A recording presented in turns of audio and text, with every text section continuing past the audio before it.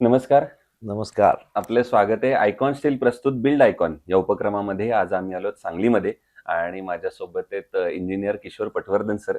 नमस्कार. त्यांच्याबद्दल सांगायचं म्हणजे ते अर्थात त्यांच्या बद्दल सांगतीलच. पण आधी जेव्हा आमच्या गप्पा झाल्या तेव्हा पहिलाच प्रश्न मला होता, की मेकॅनिकल इंजिनिअरिंग केलेला एक माणूस सिव्हिल इंजिनिअरिंग या क्षेत्रामध्ये इतक्या उत्कृष्टरित्या कसं काय काम करू शकतो? त्यामुळे त्या त्या प्रश्नापासून पण आपण सुरुवात करणार आहे. पण हा प्रवास सगळा एकंदर वेगळ्या अँगलनं होता. कारण की रेसिडेन्शियल, कमर्शियल प्रोजेक्ट्समध्ये स्वतः उत्तम बिल्डर म्हणून एक नामांकित व्यावसायिक म्हणून, बांधकाम व्यावसायिक म्हणून त्यांनी सांगलीमध्ये आपले स्वतःचे पाय रोवले.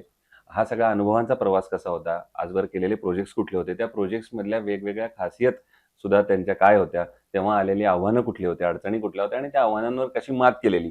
या सगळ्या प्रवासाबद्दल आपण बिल्ड आयकॉन या प्लॅटफॉर्मवर त्यांच्याशी गप्पा मारणार आहोत. नमस्कार सर. नमस्कार. आणि गप्पांना अर्थातच सुरुवात करूया. म्हणजे एक 30-35 वर्ष मला मागं न्यायचंय. ते म्हणजे तुमचा अगदी. शैक्षणिक प्रवास कसा होता? शाळा कुठली होती? कॉलेज कुठलं होतं? जसं मी इंट्रोडक्शनमध्ये पण म्हटलं, की mechanical engineer to civil engineering तुम्हाला फील्ड तेव्हा नाही चेंज करता आलं. नंतर कसं तुम्ही चेंज केलंत? अगदी, आणि अगदी. मग हा शैक्षणिक प्रवास सगळा एकंदर मुख्यत्वे हवा आहे आम्हाला. त्यामध्ये काय सांगाल? माझं प्राथमिक शिक्षण, माध्यमिक शिक्षण हे मराठी मीडियममध्येच झालं. हं. मिरजमध्ये मिरज हायस्कूल आणि विद्यामंदिर प्रशाला या ठिकाणी माझं सगळं शिक्षण झालं. विशेषतः विद्यामंदिर प्रशालामध्ये मी टेक्निकल हा सब्जेक्ट घेतला होता. ऑप्शनल सब्जेक्ट होता तो. पण पूर्ण 8वी पासून 12वी पर्यंत टेक्निकल असल्यामुळे एक खूप चांगली बॅकग्राऊंड तांत्रिक स्वरूपाची निर्माण झाली. ती एक ॲनालिटिकल स्वभाव पहिल्यापासून निर्माण झाला.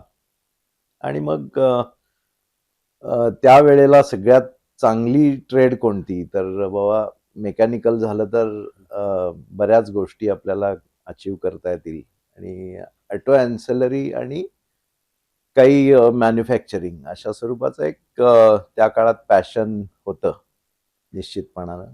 पण समहाऊ इंजिनिअरिंग जसं माझं पूर्ण होत गेलं.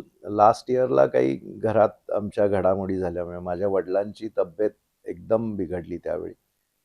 आणि मग जे मॅन्युफॅक्चरिंगला एक एक्सपिरियन्स असायला लागतो.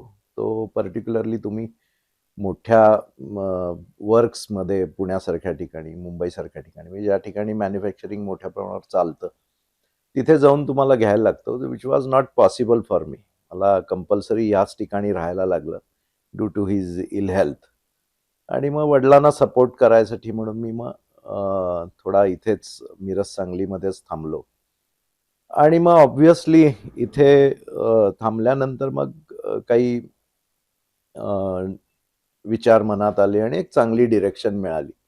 आणि मग आम्ही रिअल इस्टेट डेव्हलपमेंटमध्ये सुरुवात केली. 1989 हं. वॉज द इयर की मग आम्ही पहिल्यांदा मी सुरुवातीला चाफळकर म्हणून एक डेव्हलपर आहेत पुण्याला. हं. त्यांचं एक अपार्टमेंट इथे चालू होतं. त्या ठिकाणी मी काही काळ उमेदवारी केली. त्यांचं छान पुस्तकही आहे सिव्हिल हो, हो, हो. इंजिनिअरिंगवर त्यांच्या चाफळकरांचं. कन्स्ट्रक्शन प्रॅक्टिसेसवर. कन्स्ट्रक्शन प्रॅक्टिसेसवर अगदी. बरोबर. तर छान अनुभव तिथे मिळाला मला आणि then I started my work on my own. हं. त्याच्यानंतर मग आम्ही खूप वेगवेगळ्या पॅरामीटर्सवर काम केलं. उदाहरणार्थ आम्ही काही मोठी अपार्टमेंट्स केली मिरजमध्ये हं. आणि मग गव्हर्नमेंट कॉन्ट्रॅक्टिंग चालू केलं. बरं. तो खरा एक खूप वेगळा एक्सपिरियन्स होता. हं. म्हणजे काही खूप असा चांगला म्हणता येणार नाही, पण वेगळा आम्ही त्या होता. काळात अचिव्हमेंटही खूप केली त्या हं. गव्हर्नमेंट कॉन्ट्रॅक्टिंगमध्ये. पण पैसे काही मिळवले नाहीत. हं. म्हणजे फक्त अनुभव मिळवला हं. आणि व्हॉल्युमस वर्क केलं. मी सेंट्रल पब्लिक वर्क्स डिपार्टमेंटचा ऑथराइज्ड कॉन्ट्रॅक्टर होतो आणि ऑलमोस्ट माझं रजिस्ट्रेशन 5 वर्षामध्ये मी त्या काळात 3 कोटीला मी घेऊन गेलो. म्हणजे 3 कोटी नंतर नो लिमिट एवढंच ते हे असायचं. वाह! म्हणजे I was just class 2 contractor. हं. आणि एक चांगली अचिव्हमेंट माझं एल-आय-सीचा मी ऑथराइज्ड कॉन्ट्रॅक्टर होतो. एल-आय-सीच्या मी भरपूर बिल्डिंग्स बांधल्या. सेंट्रल पब्लिक वर्क्स डिपार्टमेंटच्याही बांधल्या. पण एक साधारण 6, 7, 8 वर्ष हा प्रवास झाल्यानंतर असं लक्षात आलं, की कॉन्ट्रॅक्टिंग हे काही माझं 100% सॅटिस्फॅक्शन नाही आहे. सो म्हणजे माझा रिअल इस्टेटचा बिझनेस त्यावेळी सुरू होताच. हं. पण मात्र मी 100% फोकस रिअल इस्टेटवर केलं त्याच्यानंतर. हं. आम्ही सांगली मिरज भागामध्ये बऱ्याच टाउनशिप्स केल्या. रादर आम्ही सांगली मिरजमध्ये टाउनशिपचे पायोनियर म्हणून ओळखले जातो. आम्ही पहिली टाउनशिप, तुम्हाला आश्चर्य वाटेल, की माझं पहिलं टाउनशिपचं सँक्शन 1997चं आहे. हो. 1997. बरं. आणि ATIB हा जो सेक्शन इंट्रोड्यूस झाला इन्कम टॅक्सचा, म्हणजे income tax free for development and as a developer business. हं. तर त्याचं आम्ही पहिलं डिस्पेन्सेशन किंवा पहिली त्याची जी काही स्कीम आहे, ती आम्ही 98 साली घेतली. आणि 98-99 पासून आम्ही रमा उद्यान म्हणून एक खूप सुंदर टाउनशिप जिथे हं. साधारण 13 एकरवरती आहे, ती मिरजमध्ये प्रॉमिनंट लोकेशनला आहे. त्यानंतर एक वृंदावन विलाज म्हणून, ती साधारणपणे 250 बंगल्यांची स्कीम आहे. ही रमा उद्यान सांगितलं, ही सुद्धा अशीच 250-300 घरांची स्कीम आहे. त्याच्यानंतर एक साईनंदन पार्क म्हणून आम्ही एक मोठा लेआउट पुन्हा केला. मी बरेच प्रोजेक्ट्स असे बंगलो स्कीमचे आणि रो हाऊसिंगचे केले. लोणावळ्याला खूप मोठ्या प्रमाणावर काम केलं. क्या बात. लोणावळ्याला काही प्रॉमिनंट बंगलो स्कीम्स आम्ही केल्या त्या ठिकाणी. त्यानंतर पुण्याला भुगावला आम्ही बंगलो स्कीम केल्या. अच्छा. आम्ही एक इमिनंट 4 म्हणून फारच सुंदर, म्हणजे अल्ट्रा लक्झरियस बंगले आम्ही बांधले त्या ठिकाणी. लोकेशनही खूप सुंदर आहे, म्हणजे भुगाव टाउन जे आहे तिथून अगदी जवळ, आणि आम्ही तिथून व्ह्यू खूप छान आहे. क्या बात. सो अशी व्हरायटी ऑफ वर्क आम्ही केलं. आणि आता मिरजला एक अर्बन रिपब्लिक टाउनशिप म्हणून आम्ही करतोय. हं. That is the biggest township in south Maharashtra. हं, हं. म्हणजे सांगली आणि कोल्हापूर या दोन्ही जिल्ह्यामध्ये सर्वात मोठा प्रोजेक्ट असं मानता येईल. वा. जवळजवळ 37 एकरवर काम चालू आहे आमचं. आणि आमचं काम म्हणजे की एक डेव्हलपमेंटमध्ये आमच्या काही ना काही खासियत असते. हं. म्हणजे उदाहरणार्थ आम्ही जेव्हा वृंदावन विलाज केला प्रोजेक्ट, तर त्या प्रोजेक्टला एक युनिक फीचर सांगता येईल असं, की आम्ही वॉटर सप्लाय त्याला वॉटर सप्लाय स्कीम केलेली आहे एंटायर प्रोजेक्ट. म्हणजे आमचा अच्छा. प्रोजेक्ट आहे 250 बंगल्यांचा. हं. पण वॉटर सप्लाय आम्ही नदीहून पाणी आणून केलंय. अच्छा. नदीहून पाणी आणलंय, प्युरिफिकेशन केलंय, GSR आहे, ESR आहे. हं. आणि आजही बऱ्याच इंजिनिअरिंग कॉलेजची मुलं तो पर्टिक्युलर वॉटर प्युरिफिकेशन प्लांट त्यांना स्टेट ऑफ आर्ट असल्यामुळे तो बघायला येतात, आणि त्याच्यावर प्रोजेक्ट्स त्यांचे होतात. वा. आणि खूप सारखे कॉलेजेसची मुलं त्या ठिकाणी व्हिजिट करतात. हं. आमचे तिथं असलेलं पॉप्युलेशनचं युनिट, क्लोरिनेशन आहे, हे खूप म्हणजे एक स्टेट ऑफ आर्ट वर्क आहे झालेलं. तसंच आम्ही मिरजेला जे अर्बन रिपब्लिक टाउनशिप आत्ता जी केली, हं. तर तो खूप मोठा विस्तृत एरिया होता.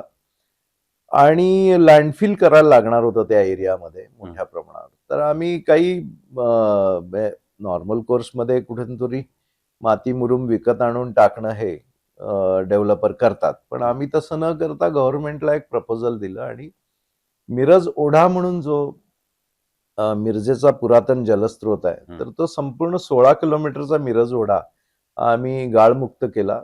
तो तिथला गाळ आम्ही इथे फील केला. त्याच्याबद्दल तत्कालीन मुख्यमंत्री देवेंद्रजी फडणवीसांच्या हस्ते माझा सत्कारही झाला क्या बात. 2018ला. आणि लिटरली 1.5 वर्षात, आणि शासनाने त्या संदर्भात एक पुस्तिका सुद्धा छापली, की ह्या कामाच्या गौरवासंदर्भात. त्यामध्ये इतकं सुंदर ते काम आहे. You can say it as impact development, म्हणजे एन्व्हायरमेंटली जी इम्पॅक्ट डेव्हलपमेंट म्हणली जाते आज, तर ते तुम्हाला मिरजमध्ये अर्बन रिपब्लिक टाउनशिपमध्ये आल्यानंतर बघायला मिळेल. हं. मग आम्ही ही डेव्हलपमेंट करत असताना एक अतिशय सर्वांग सुंदर असा लोकांसाठी प्रोजेक्ट केला, तो म्हणजे ऑक्सिजन पार्क मिरज. तर ऑक्सिजन पार्क जो आहे तो आज इतकं फेमस डेस्टिनेशन झालंय, हं. की आम्ही ऑक्सिजन पार्क पूर्ण कोविडच्या आधी, म्हणजे 2018ला त्याचं इनॉग्रेशन झालं आणि 2019-20ला कोविड आला. त्यानंतर मग गव्हर्नमेंटनी आमचा पार्कचा आतला भाग थोडासा थांबवला काही कालावधीसाठी. पण आम्ही पहाटे 5:30ला पार्क उघडायचो हं. आणि फक्त मॉर्निंग वॉकर्सना अलाउड होता तो पार्क. तर 8:30ला बंद करायचो. 3 तासामध्ये माझ्याकडे 1100 ते 1200 फुटफॉल लोकांचा असायचा. क्या इतका बात है. लोकांना तो भावलेला होता हं, आणि हं. बहुतांशी सांगली मिरज भागातली मंडळी ही वॉकिंगसाठी, जॉगिंगसाठी आणि ज्याला निखळ आनंद म्हणतो वाह! आणि निसर्गाच्या सानिध्यात झाडांच्या, बांबूच्या वनामध्ये पूर्णपणे लोक आनंदी असायची आणि इतकं ते डेस्टिनेशन फेमस झालं. त्यामुळं अर्बन रिपब्लिक टाउनशिप जी आत्ता आम्ही डेव्हलप करतोय, तर ती हेल्थ हब म्हणून आम्ही आज प्रोजेक्ट केली आहे. वाह! या ठिकाणी एक खूप सुंदर योग धाम केलंय आम्ही मोठं. हं. त्यानंतर स्पोर्ट्स अरेना केलाय. ह्या भागातला सर्वात मोठं टर्फ त्या ठिकाणी आहे. सीनियर सिटीझन प्लाझा आहे. सीनियर सिटीझन्ससाठी काही व्यायामाची साधनं त्या ठिकाणी उपलब्ध आहेत. हं. आणि हे योगधाम जे आहे ते पतंजली योगपीठ जे आहे त्यांना निशुल्क या ठिकाणी आम्ही उपलब्ध करून दिले. त्यांच्या तिथे रोज सकाळच्या मॉर्निंग बॅचेस चालतात. आजही ऑक्सिजन पार्क मिरजमध्ये 1000-1100 लोक मॉर्निंग आणि इव्हनिंग दोन्ही वेळात मिळून वॉकिंगसाठी येतात आणि आज वॉकिंगसाठी एक अत्यंत फेमस डेस्टिनेशन असं ते आज झालेलं आहे. हं. आणि मिरज ही आरोग्य पंढरी आहे. हो. मिरजेमध्ये एक उत्कृष्ट आरोग्य, उत्कृष्ट हवामान, हो. आरोग्यदायी असं. तर आज त्याला कॉम्प्लिमेंट करणारा हा प्रोजेक्ट आहे हं. आणि हाच खरा आनंद आहे डेव्हलपमेंटमधला. आणि घरं अनेक लोक बांधतात, हाऊसिंग डेव्हलप होत असतं. पण निसर्ग आणि सगळ्या गोष्टींचा समतोल ठेवून हे करणं हं. आणि मोठ्या स्केलला करणं, तर हे प्रणव बिल्डकॉनचं आणि आमच्या कंपनीचं एक यश आहे आणि हेच आमचं व्हिजन आहे असं म्हणायला लागेल. वाह! फारच सुंदर आणि वेगळा, फार थक्क करणारा प्रवास होता हा सगळा. आणि तुम्ही सांगितलं तसं मलाही ते चित्र दिसत होतं डोळ्यासमोर, की एक बिल्डर म्हणून तुम्ही म्हणाल तसं अनेक लोकं घरं बांधत असतील, अनेकांची स्वप्नही साकार करत असतील. पण अशा अर्थानं आपली सामाजिक बांधिलकी पण तेव्हा जपली पाहिजे आणि ती माझ्या ते तुमचं पहिल्यापासून व्हिजनच होतं ते. आणि म्हणून अशा ऑक्सिजन पार्कसारख्या प्रोजेक्टची निर्मिती होते किंवा निसर्ग, कारण एक बिल्डर म्हणून तुम्ही रोजच सिमेंट, वाळू, खडी याच्याशी काम करत असता. म्हणजे थोडं निसर्गाच्या अपोजिट काम करत असता. पण तेव्हा ती सामाजिक जबाबदारी आहे आणि म्हणूनच तुम्ही असा तो गाळा काढून तो चांगल्या ठिकाणी, योग्य ठिकाणी वापरण्याची पण भान तुम्हाला तेव्हा ठेवलं. त्यातला आणखीन एक महत्त्वाचा टप्पा मला फक्त विचारायचा आहे, तो म्हणजे जो पहिला प्रोजेक्ट केला असेल, तर त्या पहिल्या प्रोजेक्टची एक आठवण मला एक वेगळी हवी आहे तुमच्याकडनं, की ते कारण तेव्हा एक जबाबदारी असते. पहिलंच पाऊल असतं त्या क्षेत्रातलं. तर तेव्हाची काहीतरी आठवण आम्हाला ऐकायची पहिल्या प्रोजेक्टची. तर तो कसा होता? कोणाच्या रेफरन्सनं मिळाला? कसा सोल्ड आउट झाला? वगैरे, वगैरे. पहिला प्रोजेक्ट जो काही केला, तर मगाशी सांगितल्याप्रमाणे माझं शिक्षण मेकॅनिकल जरी हो. झालं असलं तरी मी रिअल इस्टेटमध्ये उतरायचं ठरवलं आणि साहजिक एक जागा अवेलेबल होती आणि मग त्या ठिकाणी आम्ही बिल्डिंग डेव्हलप करायची, कमर्शियल प्लस रेसिडेन्शियल. त्या काळातल्या काही गमतीशीर आठवणी म्हणजे हं. पहिली गोष्ट अशी की बिल्डर म्हणल्यानंतर तुम्हाला लोन कुणीही द्यायचं नाही. म्हणजे कुठल्याही नॅशनलाइज बँका, किंबहुना आजही तो प्रॉब्लेम आहे आम्हाला. क्रेडाई आमची जी अपेक्स बॉडी आहे, बिल्डर डेव्हलपर लोकांची संस्था आहे, ती कायम ह्या संदर्भात आग्रही मागणी धरलेली असते की हाऊसिंगला तुम्ही इंडस्ट्रीचा दर्जा द्या. हो. पण आजही हाऊसिंगला इंडस्ट्रीचा दर्जा दिलेला नाही. इन्फ्रास्ट्रक्चरचा दर्जा मिळालाय नशिबाने आज. हं. पण इंडस्ट्रीचा दर्जा मिळणं आवश्यक आहे. त्यामुळे जे काही कन्स्ट्रक्शन व्हायचं ते पूर्णपणे बुकिंगवर आधारित हे व्हायचं कन्स्ट्रक्शन. आणि बुकिंग जरी झालं त्यावेळेला डिमांडही होता. बुकिंग लोक करायचे, परंतु त्यांची लोन प्रपोजल्स व्हायची नाहीत. हं, हं. हा एक खूप मोठा चॅलेंजिंग जॉब होता. त्यामुळे त्या फ्लॅट धारकांची लोन प्रपोजल्स करून देणं हा एक खूप मोठा चॅलेंज. त्यामुळे तुमच्या बिझनेसचा कॅश फ्लो हा तुम्ही मेंटेन करू शकणार हम्म. आणि ह्या सगळ्या ह्याच्यात. तर तो एक खूप चॅलेंजिंग विषय होता. माझं वैयक्तिक असं वेगळं ऑफिसही काही नव्हतं. आम्ही साईटवरतीच साईट ऑफिसमध्येच बसून सर्व प्रकारचं काम करायचो. हम्म. आणि it was a really great experience. हम्म. आम्ही त्या काळात म्हणजे पहिला प्रोजेक्ट असून माझा मी 52 फ्लॅट आणि जवळजवळ 10-12 दुकानं म्हणजे ऑलमोस्ट टेनामेंटच्या विचार केला तर 65 टेनामेंट्सचा प्रोजेक्ट केला आणि त्या काळातला तो खरा बिगेस्ट प्रोजेक्ट होता. कारण नॉर्मली अपार्टमेंट म्हणल्यानंतर एखादा 5,000 स्क्वेअर फूटचा प्लॉट असायचा आणि त्याच्यावर कन्स्ट्रक्शन. आमचा हा खूप मोठा प्रोजेक्ट होता. ॲम्युनिटी पण होत्या भरपूर. हा. आणि मग अशा स्वरूपाने आम्ही हळूहळू डेव्हलप करत गेलो. आणि साधारण 98ला आम्ही रमा उद्यानची निर्मिती केली. त्या ठिकाणी सगळ्यात सुंदर गार्डन त्या काळातलं. म्हणजे आम्हाला त्या गार्डनला अनेक अवॉर्ड्स मिळाले आणि आजही ते 1 एकरचं गार्डन आहे आणि खूप सुंदर मेंटेन्ड आहे. आज इतक्या वर्षानंतर म्हणजे मला वाटते 98 ते हो. 2025 बरोबर आहे. एवढ्या 25 वर्ष कालावधीनंतर झालं. सुद्धा तिथलं असलेलं गणपतीचं मंदिर असेल, हं. एंटायर गार्डन आजही अनेक छोटे मोठे कार्यक्रम त्या ठिकाणी होतात. हं. तर अशा स्वरूपाचा हा एक पहिला वेगळा एक हे प्रोजेक्ट होता. बरोबर आहे. प्रोजेक्ट. आता येऊया काही तांत्रिक मुद्द्यांकडे या क्षेत्रातल्या. आता तुम्ही सांगलीसारख्या ठिकाणी इथं काम करताय, इतक्या मोठ्या प्रमाणात काम करताय. पण या सगळ्यामध्ये काम करताना या कन्स्ट्रक्शनमध्ये कामगार हा कायमच केंद्रस्थानी राहिलेला आहे आणि या भागामध्ये अकुशल कामगारांचं प्रमाण फार मोठं आहे. तर अशा अनस्किल्ड लेबर बरोबर किंवा अकुशल कामगारांबरोबर काम करताना बऱ्याचदा धोका सुद्धा संभवतो. तर तुम्ही या सगळ्या परिस्थितीकडे कसं बघता आणि तुम्ही कशी हाताळता ही परिस्थिती? बेसिकली आज जर म्हणजे अगदी आज मितीचा जर विचार केला किंवा आजपासनं गेले एक 5-6 वर्षा पाठीमागं बसणं, तर लेबरमध्ये मायग्रेशन खूप आहे. हं. खूप मोठ्या प्रमाणावर मायग्रेशन आहे. तुम्हाला असे लोकल लेबर असे काही फारसे आता राहिलेले नाहीत. आणि मायग्रेशन असल्यामुळे अनस्किल्ड लेबर असण्याचा हा आता विषयच राहिला नाही काही. हं. तुम्हाला ज्या से अ, कामामधलं स्किल सेट हवा आहे तुम्हाला. आता एक उदाहरण की तुम्हाला आर-सी-सी वर्क, ब्रिक वर्क आहे किंवा अनेक गोष्टी आहेत, वॉटर प्रूफिंग आहे. तर त्या पर्टिक्युलर स्किल सेट असणारे लोक ज्या ठिकाणी उपलब्ध आहेत, त्या ठिकाणाहून तुम्ही जर त्यांना या ठिकाणी काम करायला दिलं, तर ते काम उत्कृष्ट होतं, वेळेत होतं आणि माझ्या मते प्रणव बिल्डकॉनचा आणि आमचा आत्तापर्यंतचा एक ट्रॅडिशन म्हणा किंवा आत्तापर्यंतची जी काही एक ट्रॅक रेकॉर्ड आहे, तर तेच राहिलेलं आहे, की आम्ही क्वालिटी संदर्भात कामाच्या अतिशय आग्रही असतो आणि we are so meticulous in our quality of project.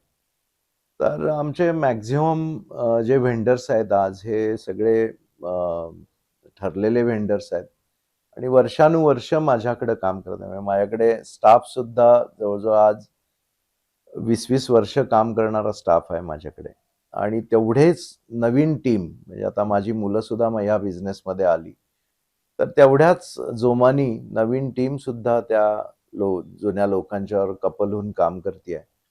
त्यामुळे मला नाही वाटत की आज आज मितीला म्हणजे आज मितीला अनस्किल्ड लेबरचा कुठेही प्रॉब्लेम आहे असं वाटत नाही. त्या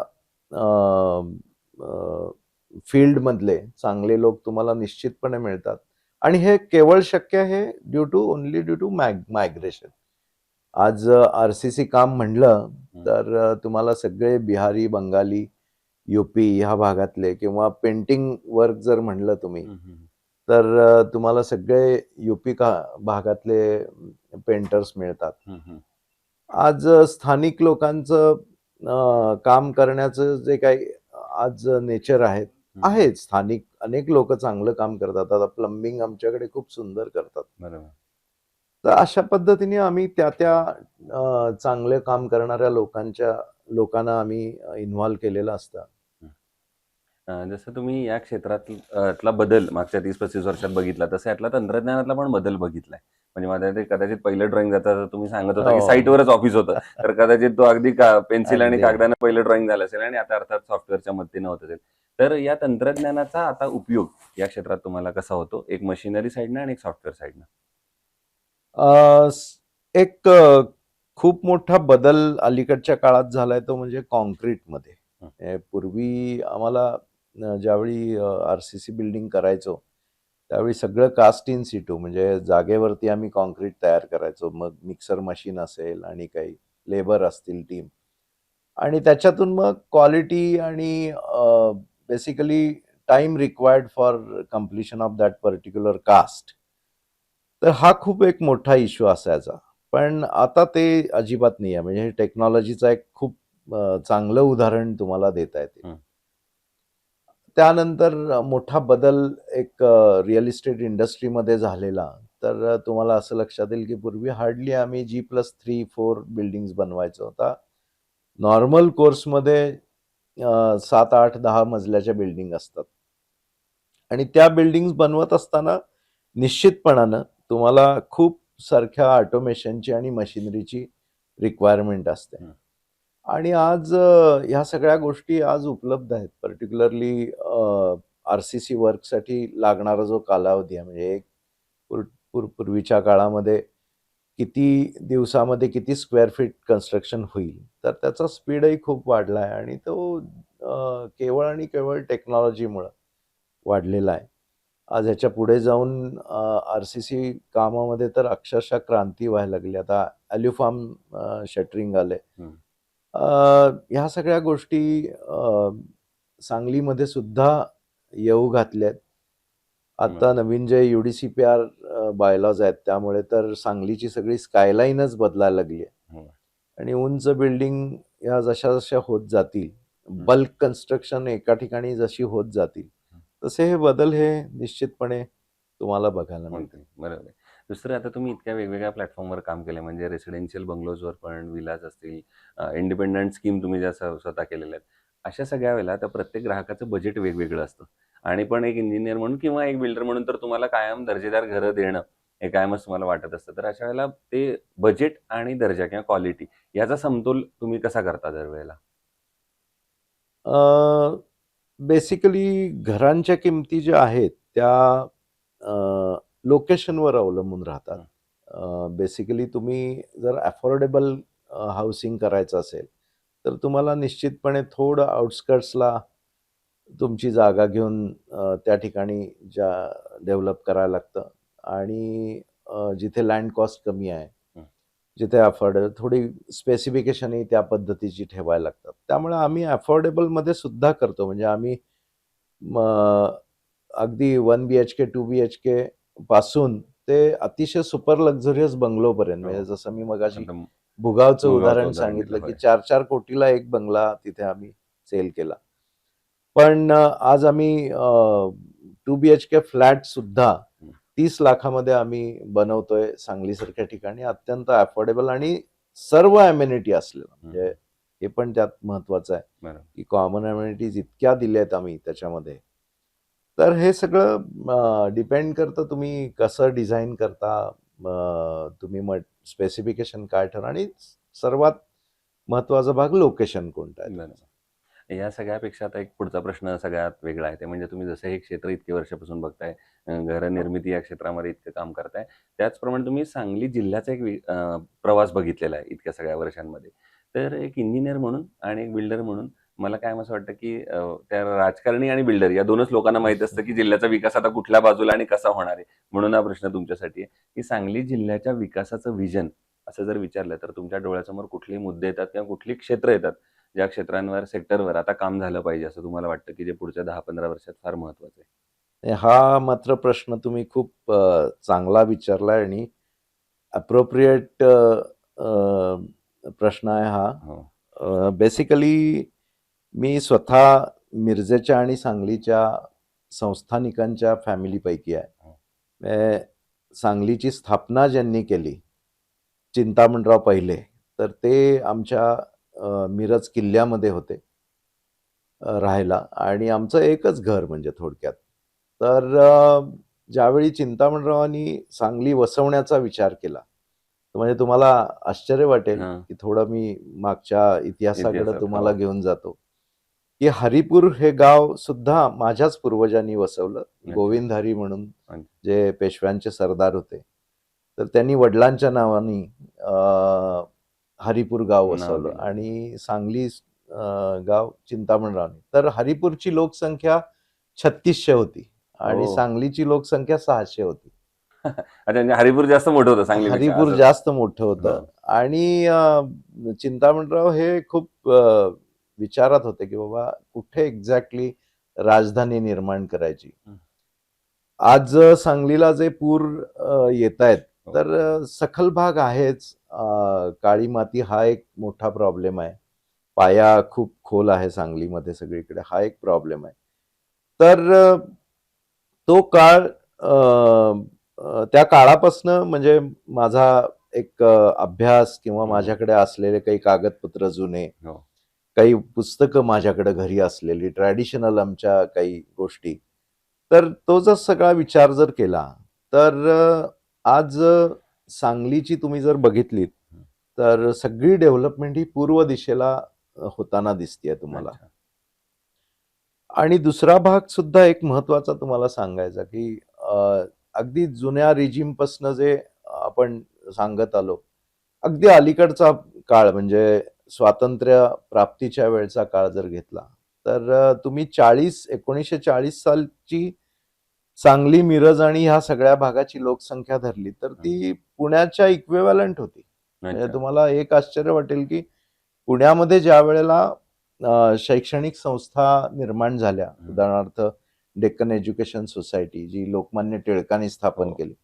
तर पुण्यात कॉलेज उघडायचं आणि सांगलीत हे एकाच वेळी घडलेल्या गोष्टी आहेत. अगदी बरोबर. आणि डेक्कन एज्युकेशन सोसायटी मुळात म्हणजे आपण पुण्याला विद्येचं माहेरघर म्हणतो. विद्येचं माहेरघर हे पुणे आणि सांगली हे मिळून आहे, मिळू नये. खरं आहे. अगदी माझं बरोबर. म्हणणं. आणि संपूर्ण या एज्युकेशनल सोसायट्या ज्या होत्या त्या काळातल्या, त्याला सगळा संपूर्ण राजाश्रय हा राजश्री शाहू महाराजांनी त्यावेळी दिला. राजे चिंतामणराव जे होते म्हणजे हं. चिंतामणराव सेकंड त्यांनी खूप मोठ्या प्रमाणावर प्रोत्साहन दिलं, आर्थिक मदत आणि मोठ्या प्रमाणावर जमिनी दिल्या. आणि मिरजेचे तत्कालीन राजे गंगाधर राव पटवर्धन तर अच्छा. त्यांनी पण ह्या एज्युकेशनल इन्स्टिट्यूटना खूप मोठ्या प्रमाणावर त्यावेळी तर तुम्हाला एक असं लक्षात येईल, की 1940 साली पुणे आणि सांगली हे ऑलमोस्ट इक्विव्हॅलंट होतं. अगदी बरोबर. एका एका सिंगल पेजवर होतं असं म्हणूया आपण. पण त्याच्यानंतर जी शहराची एक विकास व्हायला पाहिजे होता, हो. तो न होता या ठिकाणून खूप मोठ्या प्रमाणावर मायग्रेशन झालं. हं. आणि हे मायग्रेशन हे मोठ्या शहरांमध्ये झालं. पहिल्यांदा जो चॉईस असायचा लोकांचा तो मुंबई किंवा मेट्रो सिटीज ह्याकडे असायचा. आणि आता सध्या असं आहे, की पुण्यात म्हणजे सांगलीहून मायग्रेट पुण्याला व्हायचं हे अगदी सर्रास या हो, ठिकाणी चालू आहे. तुम्हाला दिसून येतंय. आता ह्या सगळ्याचा जर आपण विचार केला, तर काय नेमकं कुठे कमी पडतंय? तर तुमच्या असं लक्षात येईल, की इन्फ्रास्ट्रक्चरमध्ये आम्ही खूप मागे पडतो. सांगली जिल्ह्याला किंवा सांगली, मिरज ह्या भागाला हायवेच्या नकाशावर जितकं लवकरात लवकर आणता येईल, तेवढं शासनाने केलं पाहिजे. आज ग्रीनफील्ड एक्सप्रेसवे जो आहे, नवीन जाहीर झालेला, तो एक खूप मोठी विकासाची धमनी ठरणार आहे. त्याचबरोबर शक्तिपीठ महामार्ग आहे. आज शक्तिपीठ महामार्गाला सुद्धा खूप म्हणजे खूप महत्त्व आहे आणि त्याला पाठिंबा द्यायची आज वेळ आलेली आहे. काही शक्तिपीठ महामार्गामध्ये काही लोकं गैरसमजाने त्याच्याबद्दल टीका करतायत. पण वस्तुस्थिती अशी आहे, की हे दोन्ही महामार्ग हे ह्या जिल्ह्याचा पूर्ण कायापालट करतील अशी परिस्थिती आहे. हं. आणि जर कनेक्टिव्हिटी चांगली आली आणि मोठ्या शहरांपासून असणारी टाईम डिस्टन्सेस किती वेळात आम्ही त्या शहरात पोहोचू शकतो. तर आज रेल्वेचा सुद्धा जर विचार केला तरी सुद्धा आज छोटे मोठे बॉटलनेक्स आहेत. खरं म्हणजे डबल ट्रॅकिंग आणि इलेक्ट्रिफिकेशन हे खूप प्रायोरिटीवर व्हायला पाहिजे होतं. ते आज असं वाटतंय की येणाऱ्या वर्षभरात ते आता होईल आणि मग मात्र इथून अ, असणारी कनेक्टिव्हिटी खूप बदलेल. नंबर ऑफ ट्रेन्स वाढतील. या पूर्ण भागाचा कायापालट आणि मिरज जंक्शन जे आहे त्याच्यामध्ये खूप मोठी आमूलाग्र बदल होऊन सुधारणा सुद्धा होईल. माझ्या मते कनेक्टिव्हिटी हा एकमेव आम्हाला भेडसावणारा प्रश्न आहे. म्हणजे आज आम्ही म्हणतो की सांगली मिरजेत आयटी आलं पाहिजे. हो. आयटी वाल्यांच्याकडे ज्यावेळी आम्ही जातो हं. की तुम्हाला आम्ही चांगला HR देऊ या ठिकाणी हं. एकदम स्वस्तामध्ये तुम्हाला Manpower. मॅनपॉवर उपलब्ध केली जाईल. स्किल्ड मॅनपॉवर हो. म्हणजे जी लोकं अदरवाईज पुण्याला येऊन तुमच्याकडे करतात काम, ती इथेच आहेत आमच्याकडे आणि इथे त्यामध्ये. पण ते एकच प्रश्न विचारतात आणि आम्हाला क्लीन बोल्ड व्हायला होतं की Connect. आम्ही किती वेळात पोहोचू शकतो. हो. तर पोचायला आज जे 5 तास आणि 6 तास लागतात आणि पब्लिक ट्रान्सपोर्टनी तर अजून जास्त. हो. तर हा ट्रॅव्हल टाईम कमी झाला पाहिजे. हं, हं. हा एकमेव मुद्दा आहे. महत्त्वाची गोष्ट आहे. पण या मग कनेक्टिव्हिटीमध्ये जसं तुम्ही स्वतः सांगितलं, की बरेच शासनाकडनं पण प्रयत्न होत आहेत. आता मोठे-मोठे हायवे पण डिक्लेअर झाले, त्याची पण कामं झाली. तर अजून काय प्रयत्न केले पाहिजेत किंवा अजून कुठली महत्त्वाची पावलं उचलली पाहिजेत, जर याला थोडी गती द्यायची असेल अजून या कनेक्टिव्हिटीला? कनेक्टिव्हिटी संदर्भात जे प्रोजेक्ट जाहीर झालेले आहेत, आता उदाहरणार्थ ग्रीनफील्ड एक्सप्रेसवे हां. जाहीर झालाय. तो जाहीर होऊनही आज 2-2.5 वर्ष झाली.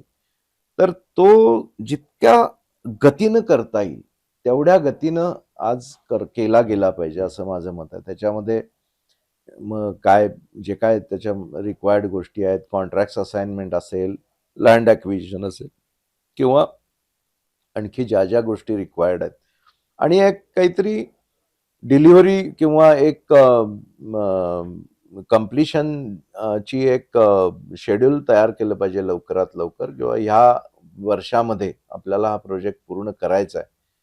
तर ह्या पद्धतीने मला वाटतं झालं पाहिजे. आता उदाहरणार्थच मगाशी रेल्वेचं मी हो. सांगितलं. तर वास्तविक पाहता हे मिरज लोंढा हं. किंवा पुणे लोंढा म्हणूया आपण.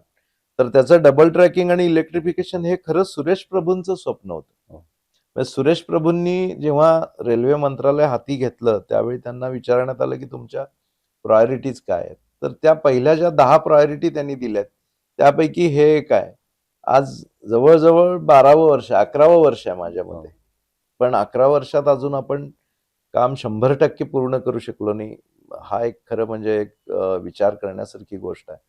लवकरात लवकर कामं म्हणजे एक काहीतरी डेडलाईन्स ठरवल्या पाहिजेत गव्हर्नमेंटनी सुद्धा किंवा या दिवशी आपल्याला हा प्रोजेक्ट इनॉग्रेट करायचा आहे. तर अशा पद्धतीने जर झालं तर ते त्याला जरा गती मिळेल. गती मिळेल. बरं. बाकी सांगली संदर्भात बोलायचं झालं तर आज खूप चांगला ॲग्रो बेस आहे आमच्याकडे. हो. चांगली हळद, द्राक्ष, बेदाणा आणि आता ह्याच्या पुढच्या काळात आमच्याकडे ज्या म्हैसाळ आणि ताकारी योजना झाल्यात, टेंभू योजना जी झाली आहे, त्यामुळे फळावळ जी आहे ती इतकी सुंदर आहे. म्हणजे सांगलीमधून माझ्या मते मॅक्सिमम फ्रूट एक्सपोर्ट जो आहे, हो. डाळिंब आहेत आणि अनेक द्राक्ष आहेत, बेदाणा आहे, हे खूप मोठ्या प्रमाणावर एक्सपोर्ट होतंय. तर आज सांगलीला खरी नीड जी आहे, ती इंडस्ट्रियल डेव्हलपमेंटची नीड आहे आणि इंडस्ट्रियल डेव्हलपमेंट ही केवळ कनेक्टिव्हिटीमुळे येणार. येणार आहे. बरं. येस. दुसरं या क्षेत्रात आता जे तरुण इंजिनियर्स येतात, पुढची पिढी येत आहेत, तर त्यांना तुम्ही एक यशस्वी उद्योजक म्हणून, बांधकाम व्यावसायिक म्हणून आणि अर्थातच जे सिव्हिल इंजिनियर म्हणून ज्यांना करिअर करायचंय, तर त्यांना काय एक सल्ला किंवा यशाची गुरुकिल्ली, सक्सेस फॉर्म्युला काय सांगाल? अ, यशाचा फॉर्म्युला म्हणजे जो काही तुम्हाला बिझनेस करायचा आहे, तर त्याचा संपूर्ण एक ॲक्शन प्लॅन तुमच्याकडे असला पाहिजे. 100% तुम्हाला तुमचं गोल जे काय आहे, तर त्याचा संपूर्ण आराखडा हा तुमच्याकडे असला पाहिजे.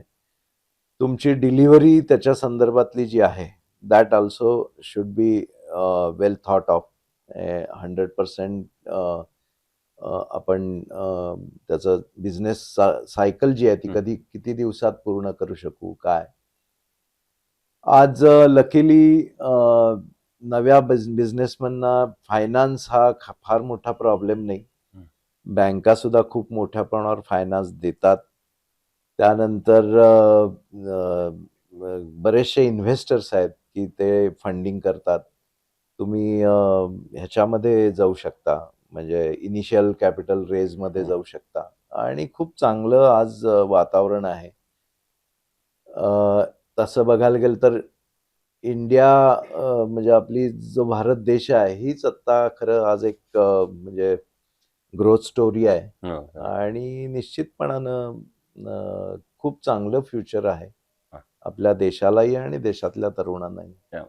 दुसरा आता एक अवघड प्रश्न असा, इतके शेकडो प्रोजेक्ट केल्यानंतर जर एकच प्रोजेक्ट अशी निवडण्याची वेळ आली की जो तुमचा आयकॉनिक प्रोजेक्ट ठरेल, तर तो कुठला असेल की जो करताना पण काम, आनंद, समाधान वेगळा होता, ज्यानं तुम्हाला एक नाव, ओळख वेगळी मिळवून दिली? त्या प्रोजेक्ट बद्दल काय सांगा? खरं तर असं एखाद्या प्रोजेक्टचं असं सांगता येणार नाही. सगळेच आमचे प्रोजेक्ट म्हणजे ईच अँड एव्हरी प्रोजेक्ट जो आम्ही निर्माण केला त्याच्यात मगाशी मी सांगितल्याप्रमाणे एक युनिक फीचर प्रत्येक ठिकाणी होतं. अगदी असं म्हणजे म्हणायचंच झालं तर एक बकुळ बाग म्हणून आम्ही एक प्रोजेक्ट केला मिरजेमध्ये. त्याच्यामध्ये जे आम्ही बंगले बांधलेत त्याची डिझाईन्स इतकी सुंदर आहेत, म्हणजे आजही लोक जे त्या ठिकाणी आले बघायला तर निश्चितपणे बंगल्यांचं डिझाईन आणि त्याची रचना हे ॲप्रिशिएट होतं. आणि असं म्हणतो ना आपण की विदाऊट एनी हर्डल किंवा कुठल्याही स्वरूपात, तर असे बरेच प्रोजेक्ट आमचे असे पूर्ण झाले. पण हा पर्टिक्युलर प्रोजेक्ट असा होता की त्याची आठवण कायम राहील. पण हा जसं आम्ही तिथे एक खूप सुंदर मंदिरही बांधलं म्हणजे त्या प्रोजेक्टमध्ये, आणि तेही पिक्युलियर मंदिर आहे एकदम, म्हणजे शनी मारुती नवग्रह आणि त्याच्यामध्ये शनी शिंगणापूरची प्रतिकृती केली, सेम टू सेम. हा, काही फरक नाही. आणि खूप सुंदर तो सगळं प्रांगण झाले. तिथे नक्षत्र बाग निर्माण केली आणि एक अतिशय सुंदर रचना असलेलं मंदिर. आज लोक तिथे खूप त्या ठिकाणी भाविक येतात. एक चांगला प्रिमायसेस निर्माण झालाय. जसं आता तुम्ही बकुळ पार्कचा उल्लेख केला, तर तसा हा इतक्या वर्षांचा प्रवास इतक्या फुलांवरचा नव्हता. ऑफकोर्स त्याच्यात काटेही होते. त्यामुळे तसा एखादा प्रसंग किंवा घटना हवी आहे की ज्याच्यात काहीतरी अडचणी आल्या, आव्हानं आली आणि त्या आव्हानावर तुम्ही कशी मात केलीत, असा एखादा प्रसंग आठवतोय का?